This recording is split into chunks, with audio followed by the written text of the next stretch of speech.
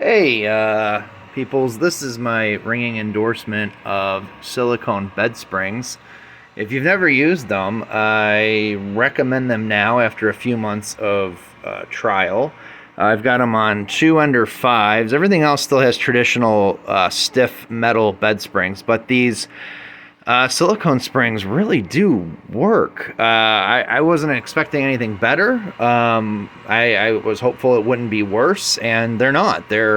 Honestly, they're on par, if not a little better, because at least in the case of the machines that have them, I've only had to level them once, and that was when I installed them. So that was like 3-ish months ago.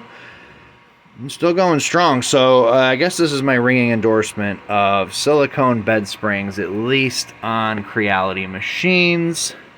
That's all I have for you today. So there you go, silicone bed springs.